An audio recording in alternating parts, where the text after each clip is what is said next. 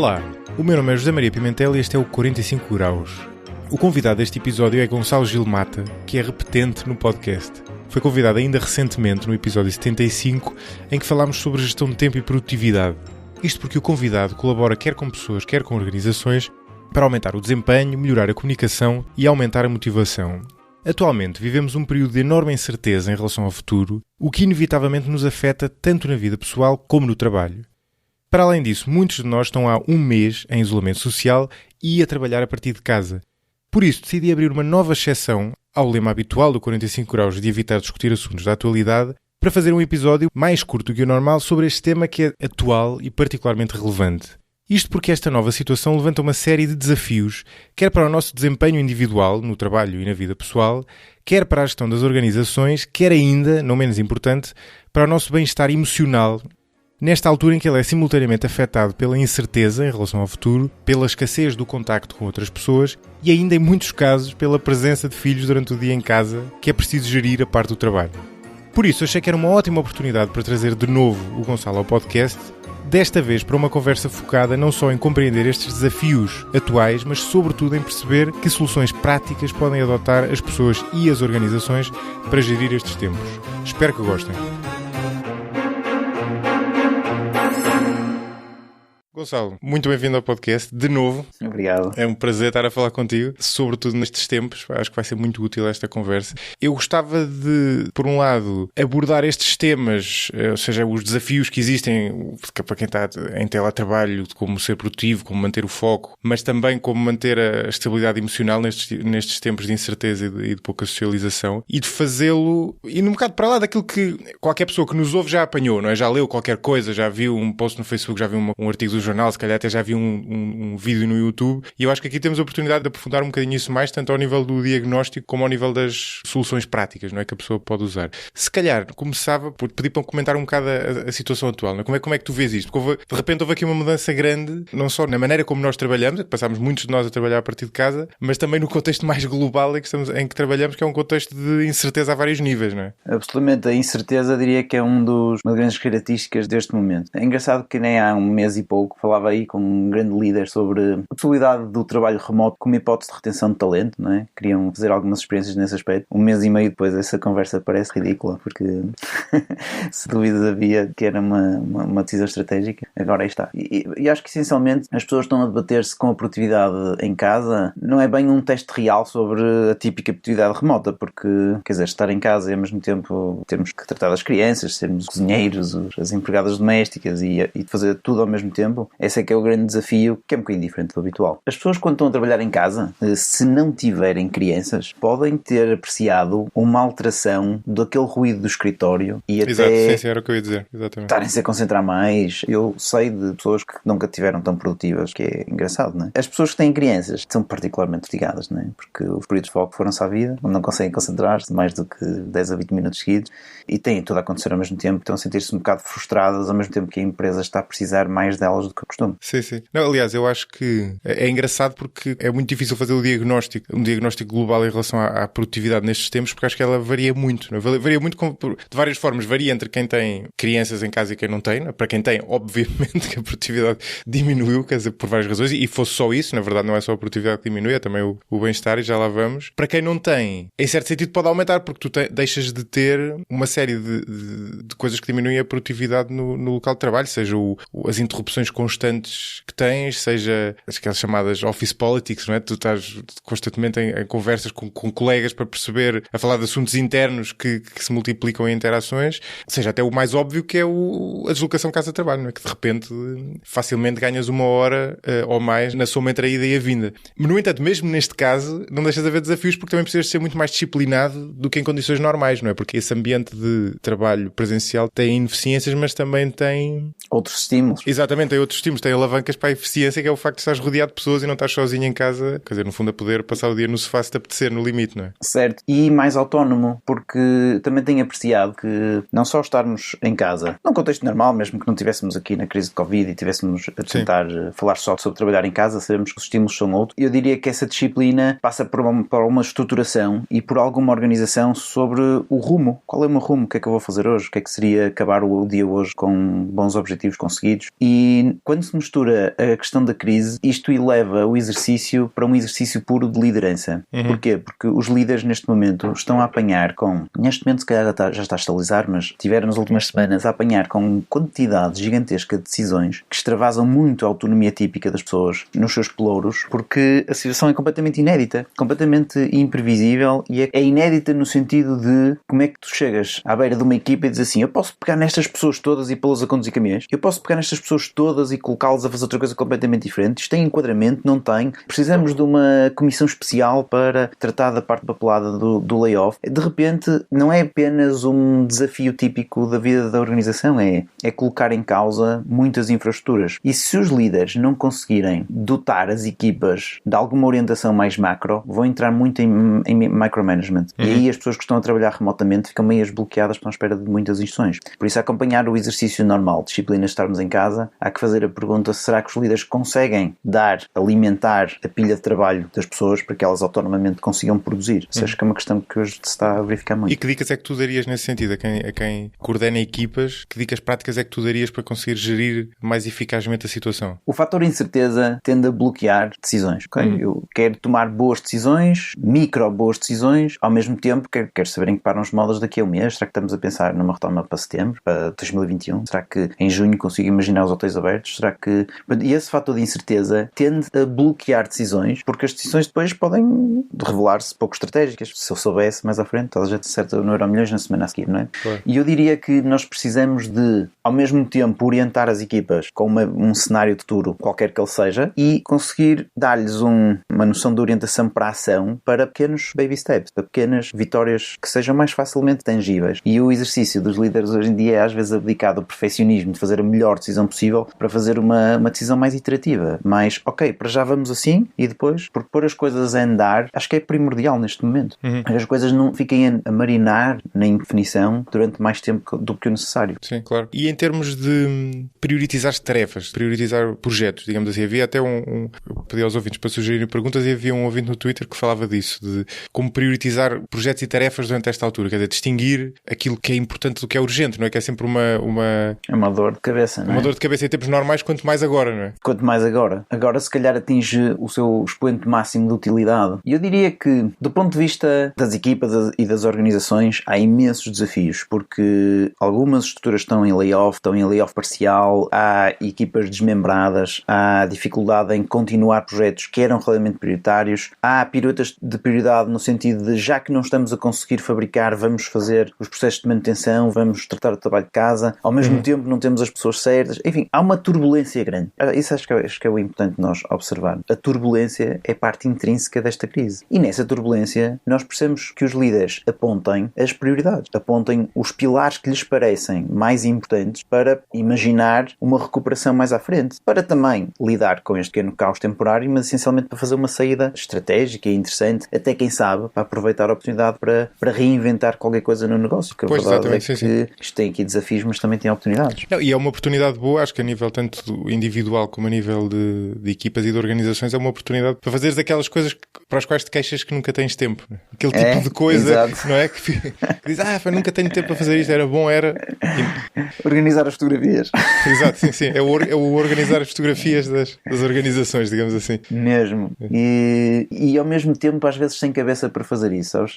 Maria, é as pessoas dizerem, logicamente, até faria sentido, agora que tenho uma brecha de tempo, aproveitar para qualquer coisa. Mas há coisas que precisam de um certo sossego mental. Tu não podes ter a tua cabeça sequestrada pelo fator de incerteza e pela ameaça que ele encerra, e ao mesmo tempo estás tranquilamente a organizar as tuas fotografias. Às vezes isso não se consegue assim tão bem. Por acaso, eu acho que se consegue melhor do que... Eu percebo perfeitamente o que queres dizer, e acho que essa é a razão porque muitas vezes isso não é feito. Mas acho que também é uma questão de mindset, não é?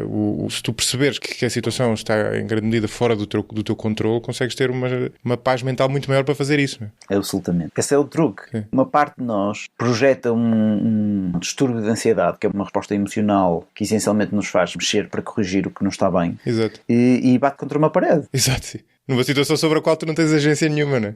Nenhuma. Por isso, tu reconheceres a diferença entre a tua área de influência e a tua área de aceitação é o mais bem guardado segredo sobre acederes a esse estado mental de alguma tranquilidade, que é, ok, é para ficar em casa? Pá, então se é para ficar em casa, pronto, vamos resolver a vida em casa. Mas quanto tempo? Pá, não sei, é para ficar em casa X tempo, é o que for, mas não me parece que vai ser 2 dias, por isso deixa-me, sei lá, olha, por exemplo, deixa-me ter um cockpit minimamente razoável para poder ser produtivo durante o dia. O cockpit é o conjunto de elementos com que nós somos produtivos, são as nossas pastinhas, são os agrafadores, os post-its, a forma como nós agrupamos o material, pomos as canetas, pomos a tesoura, pomos os papéis organizados. Para 1 ou 2 semanas isso desenrasca-se na mesa da cozinha, né? Mas com um bocadinho mais de tempo nós precisamos de dizer, ok, estamos em guerra, então vamos montar aqui uma estrutura que me permita ter uma boa noção de ordem, um sentido de ordem, um sentido de organização e não deixar isso no mais ou menos. Não, vamos fazer as coisas mais como deve ser. E se não podemos sair de casa, não podemos sair de casa. A aceitação disso pode-te remeter para tentares ver muitas notícias para ver se das notícias vem quando é que sabes, quando é que vais poder sair e resolver a emoção. O que eu gostava que as pessoas pensassem é que resolver a emoção, a ansiedade, resolver a emoção stress, resolver o fator de incerteza, rouba muita energia. Sim. E espaço mental, não é? E que dicas é que tu darias a nível de foco? Ou seja, de trabalho concentrado, que é também uma coisa que nós falámos na nossa primeira conversa e que é aquilo que nós sabemos que é o trabalho que rende mais, que é tu conseguir estar focado, concentrado, de forma ininterrupta a fazer determinada coisa. Esta situação traz vários desafios a esse nível. Por um lado tens o desafio da indisciplina, não é aquilo que falávamos há bocadinho, da desconcentração, porque estás num ambiente em que basta tu quereres, tens o telemóvel com o WhatsApp ou a televisão ou até a internet no próprio computador, mas também para muita gente os miúdos, não é? Que de repente estás numa casa em que tens filhos e trabalhar ao pé deles é simultaneamente improdutivo e desestabilizador, não é? Porque nunca estás a conseguir concentrar, não é? Que método é que tu recomendas para conseguir, sobretudo num ambiente de recursos escassos, né, de recursos limitados, maximizar esse trabalho concentrado? Olha, e passa mesmo por isso, pelo reconhecer a escassez da coisa. Isto é, para pessoas que efetivamente não têm os miúdos em casa, até têm-me notado que não conseguir aceder a bons níveis de localização. Os outros não. E os outros não começam a desesperar com isso. 2 ou 3 truques. Há 2 ou 3 momentos por dia que certamente têm, ou 6 ou 7 espalhados no dia, em que conseguem mergulhar naquilo que eu chamo de modo túnel, não é? Às vezes antes deles acordarem, às vezes quando eles estão numa sesta, às vezes quando estão entretidos numa atividade particular. E o que eu vejo as pessoas às vezes desbaratar essas oportunidades para, nesse momento, organizarem as coisas e andarem à procura do que é que podem fazer, o que é que não podem fazer, quando tal, pumba, os 20 minutos foram à vida. Por isso, acho que é uma dica útil e bastante prática, é pré-decidir o que é que, perante um momento tão raro e tão valioso, que é um momento de foco, o que é que podem fazer, já está, tem que estar pré-decidido. Por isso, no momento em que têm essa oportunidade, não pensem, não organizem, não decidem, executem. Só isso, executar. E aí depois, sim, consegues ter esses 5 ou 6 momentos altamente produtivos e parecendo que não se faz a grande diferença no fim do dia. É importante percebermos, só para terminar, é que as pessoas no escritório conseguem exigir isto. Ou seja, se tu no escritório ficares aflito com uma entrega que tens que fazer no dia a seguir, a certa altura no dia anterior começas a dizer às pessoas agora não posso, amanhã, e consegues fabricar o período túnel. Neste momento em casa isso não é assim. Por isso nós temos essencialmente que aceitá-los e aproveitá-los. Isso é que é o importante. E eu diria afetar a esses períodos as tarefas mais exigentes a nível cognitivo, provavelmente, não é? Exatamente. Não é para andar a ver e-mails, nem é para andar a fazer coisinhas que se pode fazer nas interrupções. É para andar a fazer aquelas que precisam de uma exigência do nosso computador especial. Sim. E olha, outro desafio importante também desta altura é que eu tenho falado com muita gente que sente isso e eu próprio também o sinto, que é uma maior dificuldade em delimitar o início e o fim do trabalho, não é? Porque em tempos normais, embora isto não seja puramente assim, mas de certa forma o início e o fim estão delimitados pela chegada e da vinda do local de trabalho, pois na prática muitas vezes não é bem assim, mas pelo menos essa fronteira é rígida, pode não ser absoluta, mas é uma fronteira rígida que existe. Hoje em dia não é bem assim, não é? Porque como tudo está misturado no limite, eles podem se fundir de tal forma que tu deixas uma coisa qualquer, só responder àquele e-mail a seguir ao jantar e, não sei, e de repente, no fundo, a preocupação do trabalho ocupou-te não até às X horas da tarde, mas no limite, embora tu não tenhas interrompido, vamos supor, durante 2 horas, não deixaste de estar preocupado durante aquelas 2 horas com o e-mail que querias ter que responder a seguir porque deixaste de responder a seguir, ou outra coisa qualquer do género. As nossas rotinas, acho que pelo menos no princípio ficaram bastante esfrangalhadas, mas também acho que à medida que o tempo vai passando, elas até tendem a sintonizar. com o tempo, as pessoas acho que também estão a encontrar o ciclo do dia, o ciclo da semana, de uma forma se calhar diferente do que tinham previsto. Eu acho que as rotinas ajudam, e principalmente no momento onde a nossa referência psicológica está meia destramelhada, as rotinas ajudam-nos a manter uma certa sensação de segurança, uma certa sensação de normalidade, que é benéfica para os estados mentais. Mas também acho que é uma boa oportunidade para as pessoas considerarem, porem um bocadinho de lado o relógio para verem a sua gestão da sua energia. A gestão da energia, que é uma variável muito importante na produtividade, aqui tem um ótimo campo para ser explorado, que é como é que está a minha energia? E essa disponibilidade para fazer determinadas tarefas é super bem-vinda. Por isso eu diria, há pessoas que estão a conseguir pôr de lado a sua autoexigência e dizer assim, não, pá, agora com os miúdos não vou fazer nada. Pá, a seguir ao jantar, vou pôr os mãos na massa. E pronto, e é uma decisão interessante. E há pessoas que essencialmente estão a conseguir trocar as voltas à rotina habitual e não estarem a tentar fazer coisas onde elas não cabem. Tentar fazer caber as coisas onde elas não cabem é que é um exercício que eu, se calhar, que é convidava as pessoas para reinventar a rotina diária. Se calhar não tem tanto a ver com o relógio, tem mais a ver com a energia e as circunstâncias e o espaço mental e aproveitar bem os poucos espaços de foco, como estávamos a dizer. Eu acho que há aqui uma tensão entre tu teres uma rotina rígida que te dá a segurança de saber quando é que cada coisa é feita, mas que será menos adaptável a eventuais mudanças, ou teres uma rotina mais flexível, que significa que poderás interromper o trabalho para ir fazer uma coisa qualquer, se calhar até vais estender a roupa porque até dá jeito, ou uma coisa qualquer do género, e que tem essa flexibilidade, mas por outro lado tem esta implicação de que os dois mundos estão sempre sobrepostos, não é? E tu nunca tens a paz mental de estar só num ou só no outro. Certo, é que aí eu acho que a paz mental é um pouco arbitrária. Nós é que tendemos a, no normal período de trabalho, em condições normais, dizer assim, pronto, eu preocupo-me com o trabalho até aqui e depois é o meu espaço. Mas isso é uma estratégia possível, mas não é a única estratégia possível. Tu podes aceder a uma paz no meio desse híbrido, no sentido de, pá, o que é útil agora? Porque nós as missões alteraram-se um bocadinho, não é? Nós agora também temos uma missão em casa de garantir uma determinada estabilidade, principalmente para quem tem crianças, que às vezes está enfiada no apartamento, está a começar a dar o tilt, e nós também temos que ver que essa missão é uma missão importante. E o preto ou branco, eu acho que não é tanto assim. Mas eu saber, por exemplo, que a seguir ao jantar, quando os miúdos forem para a cama, tenho sempre ali 2 horas tranquilas para poder escrever um bocado e fazer alguns artigos, e isso é uma nova rotina que eu não tinha no meu habitual horário de trabalho e que foi muito bem-vinda, e acho que as pessoas podem explorar um bocadinho essas hipóteses, de reinventarem um bocadinho o seu dia. Acho que agora é o momento certo de reinventarmos o dia de acordo com a nossa energia. Uma rotina diferente, uma rotina mais orgânica, se calhar.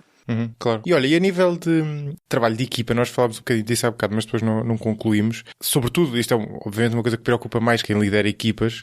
Que métodos é que tu achas melhor para funcionar a equipa e para coordenar uma equipa agora que as pessoas estão separadas? Obviamente, o Zoom, que nós também estamos a usar agora, tornou-se o bico, não é? Era uma coisa que antigamente era relativamente conhecida, já usada em algumas empresas, eu próprio já usava muitas vezes para o podcast, mas que hoje em dia, de repente, quer dizer, seja o Zoom ou outro software, toda a gente usa, mas a verdade é que passou a ser uma dinâmica bastante diferente. Faça estar toda a gente no mesmo espaço, não é? O que é que tu achas mais eficaz para gerir o trabalho à distância? Olha, é mesmo diferente. Eu diria que, em primeiro lugar, é engraçado ver como as pessoas se aproximaram bastante. Eu tenho vários clientes onde equipas relativamente conflituosas de repente estão-se a entender muito melhor. Que também acho que é interessante porque quando o inimigo é comum, nós tendemos a associar-nos melhor, não é? Mas, de facto, nós conversarmos por videoconferência não é a mesma coisa que estarmos pessoalmente. Nós temos uma capacidade incrível, presencialmente, numa mesa de reuniões, ter 7, 8, 10 pessoas a conversar, com conversas paralelas, ouvir uma coisa numa, outra coisa noutra, ao mesmo tempo fazer isto. Nós temos essa capacidade incrível de fazer muitas coisas ao mesmo tempo num contexto presencial, e ele degrada quando nós estamos em videoconferência. Precisamos respeitar mais os protocolos. Enfim, é diferente. E as pessoas estão a misturar isso ao mesmo tempo, têm uma quantidade enorme de decisões para tomar e têm que estar muito mais próximas, e isso está a dar alguma baralhada. O que eu recomendo é, primeiro, o básico que toda a gente sabe dos protocolos de comunicação, videoconferência, um bocadinho mais intervalado, um bocadinho mais pausado, cada um fala no seu sítio. E isso obriga a quê? Obriga a ter as coisas melhor preparadas. Por um lado, até é interessante que esse déficit na qualidade da comunicação está a obrigar as pessoas a preparar melhor a reunião. Ou seja, nós queremos mais reuniões onde as pessoas cheguem não tanto para fazer brainstorming, que é um canal mais difícil para fazer brainstorming, mas para darem um passo à frente e trazerem sugestões concretas. O que é que o senhor está a sugerir? Portanto, chegarem às reuniões já com a minha ideia seria esta, e a partir daqui podemos desenvolver. E se fizéssemos assim? E por que não testar isto? E se prototiparmos isto? Isto que é sempre útil para todos os casos, hoje em dia aparece aqui como uma grande ferramenta. As equipas que conseguem conseguem chegar à videoconferência muito focadas em sugestões concretas sobre o que fazer, fazem uma diferença enorme, porque a conversa de brainstorming ficou pior, ficou mais difícil. Sim, é muito menos flexível a esse nível. Mas é engraçado, eu estava a ouvir agora falar, e já por várias vezes nesta conversa reforcei uma impressão que trazia de trás, que é o facto de haver uma grande heterogeneidade no meio disto. Ou seja, tudo isto terá alguns padrões identificáveis, mas não é a maneira como este novo mundo de teletrabalho permanente se tem dado na prática, não é igual em todo lado. Não é? Tu tens equipas em que lá está, essa união aumentou, tens outras em que se terão afastado, ou pelo menos terá sido um mau substituto para uma união que se calhar existia maior antes. Em termos de eficácia também é curioso, porque terá havido alguns casos em que melhorou a eficácia, terá havido outros em que de repente por não conseguires fazer esse brainstorming se perdeu, não é? Que é engraçado. Depois, por exemplo, há um efeito também engraçado que é, no outro dia apanhava um artigo até muito crítico em relação a esta altura, que dizia que com isto o trabalho se estava a tornar uma espécie de linha de montagem. Eu achei engraçado porque percebo o que o autor queria dizer, que é precisamente porque não há essa socialização e porque o brainstorming, esse brainstorming que no fundo estás a discutir ideias sem ter o objetivo já pré-definido, não é? No fundo é perceber onde é que podes ir, são mais difíceis de fazer neste ambiente. Facilmente o trabalho se pode tornar, mas não em todo lado, lá está, não em todo lado, mas em algumas circunstâncias, em alguns enquadramentos, o trabalho pode se tornar mais próximo a um trabalho de uma fábrica, não é? Em que, com uma socialização nestes espaços, connosco os dois é diferente, não é? Porque somos só 2 pessoas, mas se tivéssemos aqui 10, era uma confusão, obviamente, já toda a gente terá tido mais ou menos essa experiência. Como essa socialização é difícil de fazer, de repente tu passas a ter o trabalho focado apenas na produção, que no fundo é muito mais parecido. Na tua black box. É o que se passa numa fábrica, não é? Não é novidade nenhuma, só que no setor terciário, não é? No trabalho de escritório dos serviços, é uma coisa menos comum e é que as pessoas não estão habituadas e da qual facilmente se ressentem, não é? Isso podem ser minorizadas, não é? Concordo completamente. Até há uma certa tendência ao ter as coisas mais preparadas, que, ok, tu fazes a tua parte e essa peça encaixa noutro puzzle, essa peça encaixa noutro puzzle. Exato. E nós sabemos que no trabalho de escritório isso às vezes é impossível, porque a própria formação do objeto do trabalho, aquilo que nós estamos a fazer, é intrinsecamente colaborativo. Ou seja, não é só agora eu faço isto, fazes aquilo, faz aquilo, é nós os três a pensarmos juntos é que podemos construir o que é que vai ser feito de uma forma muito mais partilhada. E isso quer dizer que nós vamos continuar a ter que fazer isso, mas se calhar em subfóruns. Uma das coisas que eu tenho sido tipicamente crítico nas empresas de uma forma global é que eu vejo poucas vezes os fóruns certos de reunião. Ou seja, ou reúne toda a equipa de direção ou reúne só um ou outro. Às vezes é preciso reunir aqueles 3, aqueles 4. E nós conseguimos fazer videoconferência de brainstorming com 3 ou 4 pessoas. Não conseguimos é com 10. E por isso também uma ótima oportunidade para as pessoas reverem esses fóruns e ver se conseguem, quanto menos pessoas, mais funciona, né? Agora estou a ouvir a falar, estava-me a lembrar de uma coisa. Aliás, tenho muita curiosidade em saber o que tu achas sobre isso, porque há uma velha coisa que se diz, eu tenho a impressão até que falámos disso na nossa primeira conversa, é um velho diagnóstico que quase toda a gente concorda e depois ninguém resolve, que é o facto de, obviamente, haver reuniões a mais. Não é? Toda a gente reconhece isto, toda a gente se queixa disto, mas depois é muito difícil resolver. Não é? E era uma coisa que depois já se traduzia nos e-mails, com o facto de irem pessoas em cópia demais nos e-mails. E quando começou isto, eu apanhei algumas pessoas a dizer, bom, agora é que vamos perceber, agora que vamos finalmente perceber na prática a inutilidade que aquelas reuniões todas tinham. Mas depois o que eu vejo acontecer em alguns casos, não digo em todos, lá está, também varia, é que o que tu tiveste, como estes softwares como o Zoom e afins facilitaram as reuniões, de repente tu passaste a ter ainda mais reuniões com ainda mais pessoas, porque é muito mais fácil pôr. De repente já não precisas as pessoas não precisam de estar naquele sítio e ir a uma sala, basta simplesmente carregar no link e fazem parte da reunião. Então de repente, em vez de corrigires o problema, parece que o tornaste pior em alguns casos. Não em todos, mas em alguns casos acho que isso aconteceu.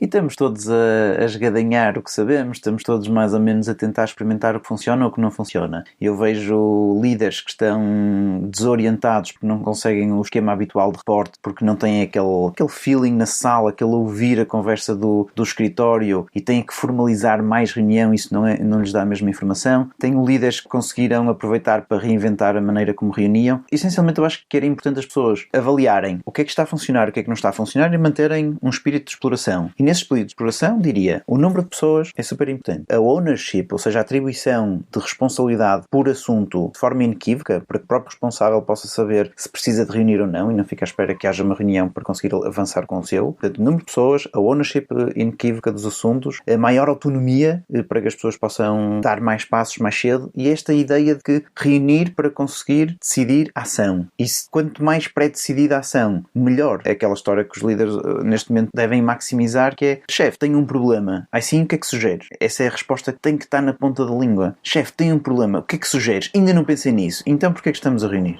primeiro pensa nisso, consegue conceber uma sugestão, avalia até, aprecia se essa sugestão faz sentido, e quando chegares até mim, chega, chefe, tenho um problema e acho que a solução podia ser esta. E aí o chefe pode dizer assim, olha, acho que estás a pensar bem, mas estás a esquecer disto e disto, se calhar fazemos uma adaptação a essa sugestão assim, siga. Até este espírito que acho que queres criar. Sim. E menos gente, esse ponto que tu fizeste há bocadinho, acho muito importante, de não cair na tentação de pôr muita gente nas reuniões, porque isso inevitavelmente será ineficiente, não é? Isso só se justifica quando for para tomar decisões concretas já num estádio muito avançado do processo, não é?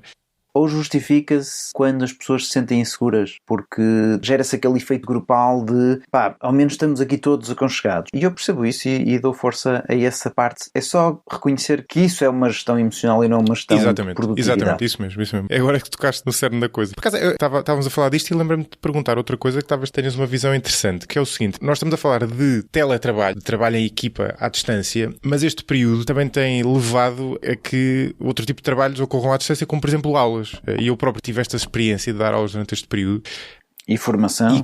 Formação, aulas no sentido lato, se quiseres, não é? E também é um desafio em si mesmo com as suas próprias características, não é? Como é que tu comparas os dois mundos? Ou seja, os desafios que o teletrabalho trouxe ao nível da produtividade e da eficácia no mundo do trabalho de equipas e no mundo das aulas e da formação no fundo, da formação no sentido lato. Olha, é um desafio mesmo interessante. Eu acho difícil que alguém possa dizer não, nós conseguimos fazer online o curso, vai ser mais ou menos a mesma coisa. Eu acho que isso é um bocadinho ingênuo. Mas acho que também é possível algumas ferramentas darem uma visão mais interativa do que aquele webinar aborrecido. Nós temos usado muito os breakout rooms do Zoom e é uma funcionalidade que poucas pessoas conhecem, aquilo chama-se salas simultâneas, acho que é isto. Portanto, é a capacidade de tu estares com um grupo de formação de 15 pessoas e dizes assim, agora vou-os dividir em grupos. E ele faz pequenas reuniões e faz a assignação bastante amigável, até aleatória, e depois tu, enquanto formador, podes ir visitando cada dinâmica de cada subgrupo, imagina, juntas 3 ou 4 pessoas, e depois pedes o debriefing no fim, novamente na sala grande, torna a coisa muito mais próxima daquilo que poderias conseguir em sala presencial. Também as ferramentas não estão paradas e estão a evoluir, mas não me venham com histórias. Fora coisas muito particulares, como o mundo do coaching, que essencialmente pouco degrada quando estamos online. Porque é 1 para 1, não é? As formações, é 1 para 1. As formações online exigem muito do formador. Exigem uma interatividade muito maior, exigem muito menor exposição, porque as pessoas aborrecem-se rápido, então, nessa altura estão a ver os e-mails, o foco de atenção é muito mais curto, e por isso o que é preciso é mandá-las para refletir em grupo, claro. Dinâmicas, debriefings, e muito menos conteúdo e muito mais hands-on. Não é a mesma coisa.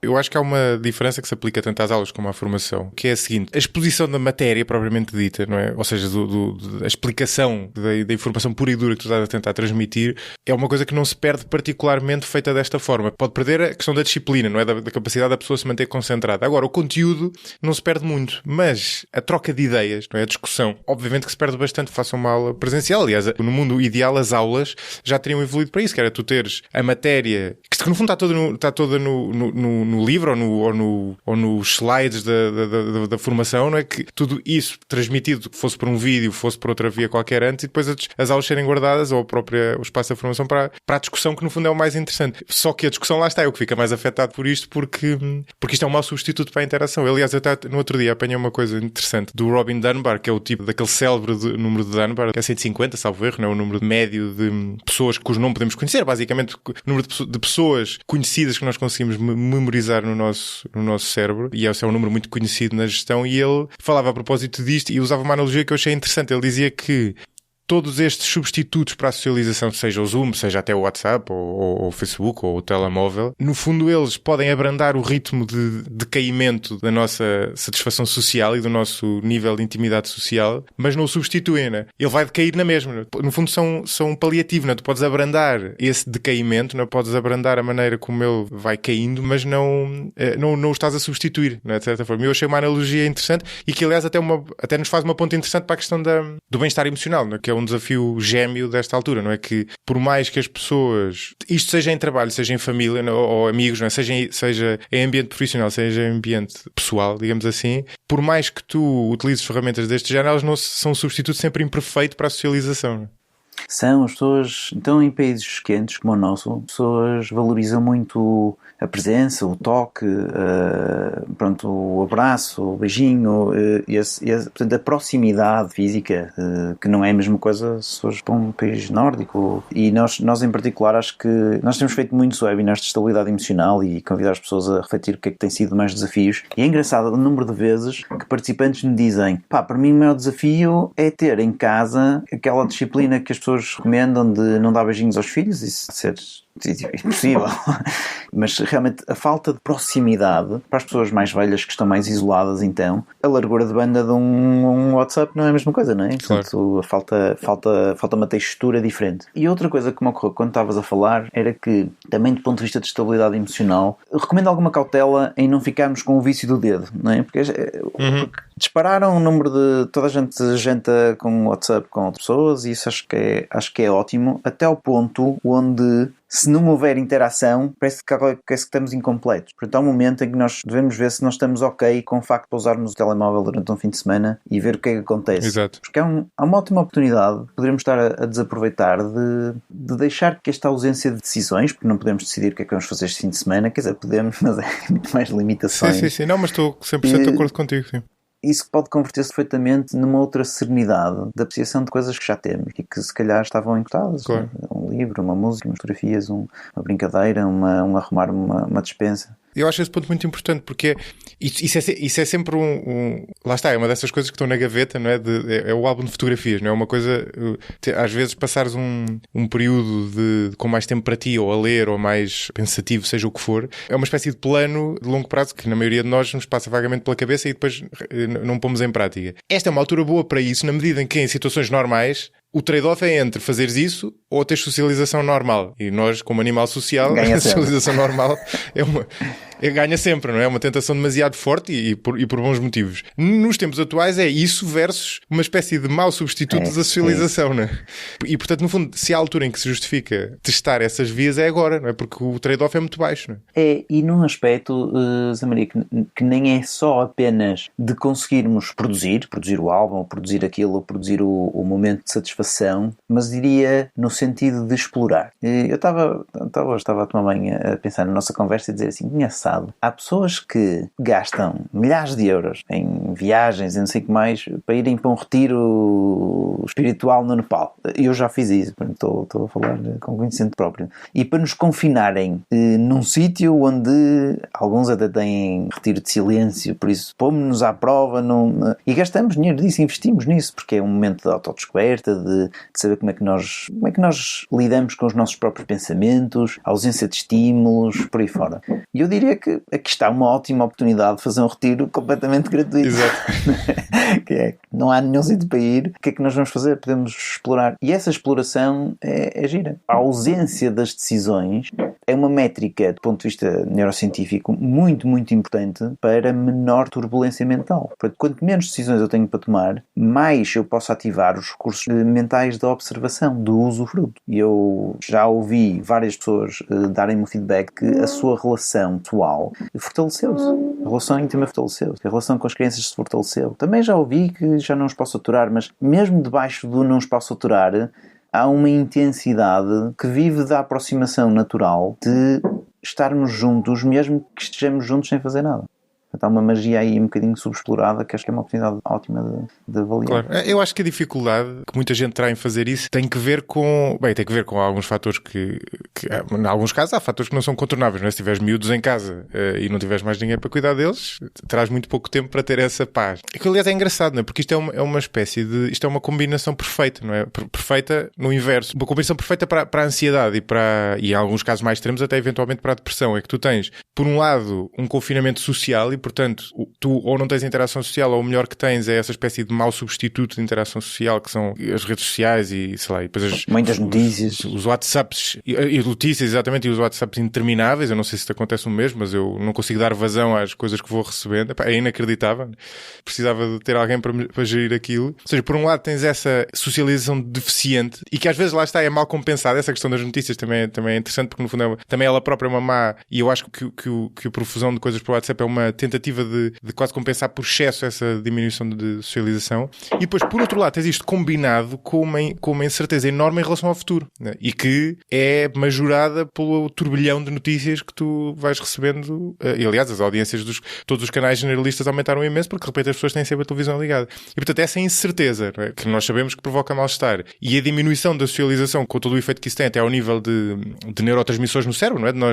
De tudo aquilo que nos provoca bem-estar e que se liberta quando socializamos, depois coloca as pessoas, ou colocará muita gente num estado mental que lhes impossibilita qualquer capacidade de usufruir daquilo que nós estávamos a falar, não é? Bloqueado. Tocaste aí em pontos super importantes. Do ponto de vista estrito de eficiência neural, os estados de turbulência, as perturbações de ansiedade, que sinceramente são tipicamente a vontade de nós resolvermos um futuro, de conseguirmos planearmos, conseguirmos obter a segurança de conseguir prever o que vai acontecer, que é a armadilha do nosso córtex previsível. E nós conseguimos assim, não, eu daqui a 17 dias e meio isto vai estar normal, ou daqui a 3 meses e um dia vai estar normal.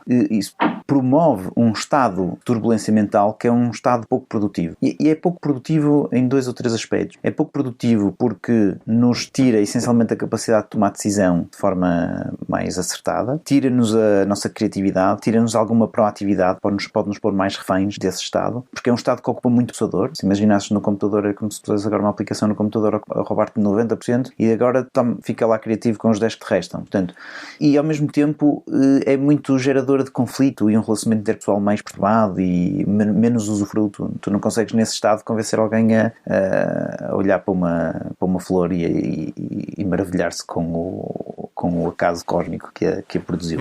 E claro. As pessoas perguntam, mas Gonçalo, percebo isso, como é que eu posso aceder a estados mentais menos perturbados? Essa é a pergunta que mais me fazem. Pergunta que se calhar mais todos os dias, mais respondo mais vezes. E a pergunta em si é de quem já compreendeu que há estados melhores, mas em si a pergunta é meio paradoxal. Porquê? Porque um estado que te perturba é um estado onde tu queres corrigir alguma coisa e não estás a conseguir. O estado de ansiedade é quando tens o leão atrás de ti e precisas de correr mais rápido. Um estado de ansiedade mental puramente intelectual não vai conduzir-te a uma melhor solução intelectual, vai-te simplesmente aprisionar num estado químico de hormonas de excitação e de grande absorção de energia pelos músculos e grande intensidade, que é o contrário daquilo que queres atingir. E as pessoas dizem, como é que eu resolvo esta ansiedade? Sim, esse é o problema. É que a ansiedade resolve-se sozinha, a menos que nós ponhamos em marcha um conjunto de coisas para resolver. Ou seja, tu imagina assim, eu vou estar ansioso até conseguir saber quando é que isto vai normalizar, tu acabaste de fechar o ciclo e agora vais tentar ver mais notícias ou vais tentar fazer mais coisas para tentar resolver uma coisa que é resolvível e voltamos à área da aceitação versus à área de influência.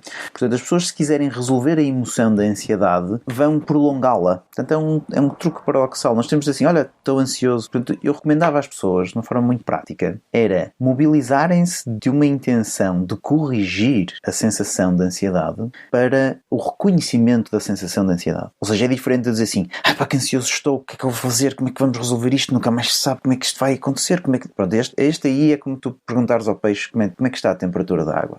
Ele vai-te perguntar, água? Qual água? As pessoas estão dentro do Estado, mas estão dentro do Estado mobilizados por uma sensação de corrigir o mundo. E enquanto dizem, como é que o senhor se está a sentir? Isto é uma confusão, mas como é que o senhor se está a sentir? Estou-me a sentir ansioso. Sim, como é que é o contorno disso? Não sei, começo a pensar muito, começo a acelerar o pensamento, começo assim a nervoso. Que engraçado, ok? E de repente, passado 10 segundos, já me estou a sentir mais calmo. A observação desse estado mental é o truque para conseguirmos tirar-lhe energia. Mas não é dizer assim, estou ansioso, resolva-me isto. Não, está ansioso, ok? Não se preocupe com a sua ansiedade, deixe de estar ansioso à vontade. Já estou mais calmo. Portanto, é este paradoxo, que às vezes as pessoas não têm escolaridade emocional para o saber. Por isso escolaridade emocional, é uma boa expressão. Observem as vossas emoções. Observem, mas não observem com a tentação de corrigir. Observem com uma certa aceitação. Sim, de desapego, não é? Desapego. Sim. Isso é muito interessante, isso que tu disseste. Nós voltamos sempre a este tema, eu acho importante reforçá-lo porque acho que é provavelmente o maior desafio que as pessoas estão a ter, sobretudo agora que souberam que o terceiro período, salvo erro, vai ser com elas à distância.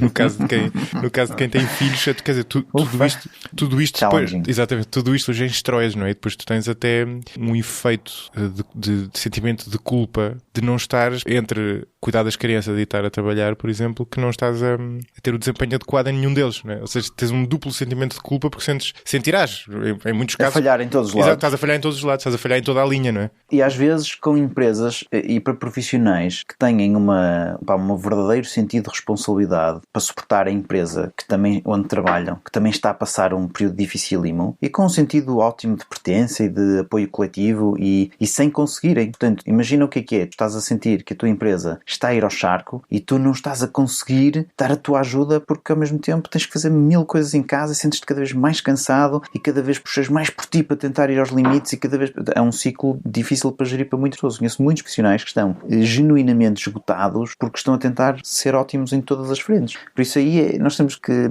negociar connosco mesmos o nosso grau de autoexigência. Temos que... Eu lembro quando foi o terremoto no Nepal e realmente a mentalidade cultural de lá era muito diferente, porque as pessoas essencialmente cultivam culturalmente um nível de aceitação enorme e era muito fácil tu ouvires nas entrevistas: então o que aconteceu? Olha, aconteceu que o prédio todo foi todo... e a minha família foi toda lá de baixo. Assim, então como é que se sente? Assim, bem, se os deuses decidiram isto, pois estou triste, mas o que é que vamos fazer? E é uma mentalidade completamente diferente, porque toda a vida estas pessoas cultivam um grau de aceitação enorme. Nós somos temos mais intenção, mais correção, e por isso acho que era um momento das pessoas pensarem assim... ainda bem, na maior parte dos casos. Ainda bem.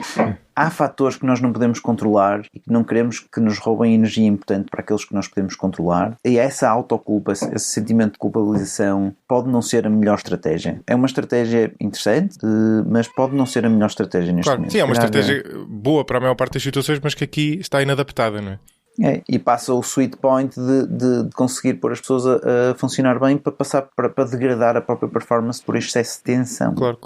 Boa, Gonçalo, foi mais uma vez uma conversa ultra interessante. Não sei se ficou alguma coisa por cobrir ou corta alguma coisa que tenha ficado por dizer. Eu acho que não, se calhar dava uma mensagem de força às pessoas, no sentido de que há que apreciar este sentido coletivo em que nós conseguimos contar com uma sociedade toda para resolver, porque as coisas não estão só nas nossas mãos, e esse sentimento de pertença e de confiança no universo, digamos assim, acho que é sempre um sítio para onde me oriento nestas situações, e que as coisas certamente vão ficar bem, e que se mobilizem por um sentido de missão. 2 missões que mencionei um bocadinho misturadas aqui, que é a missão de cuidarem de alguma estabilidade em casa e para si próprios, ao mesmo tempo da missão de conseguirem fazer a sua parte e não deixar esta economia parar, porque o que nós queremos é que voltar à normalidade, e por isso aproveitem os momentos de silêncio que vão acontecer aí nos intervalos das coisas e vejam daí uma energia boa a nascer, que sempre acontece. E daqui a uns meses não correr o risco de pensar que pena não ter aproveitado durante aqueles tempos, não é? Isso. Olha, no Covid é que era bom, que não me chateava, eu estava lá sossegado. Se calhar vai acontecer isso caricatamente. De certeza. Olha, Gonçalo, obrigadíssimo pela tua disponibilidade. Obrigado, Zé, é sempre um prazer estar contigo.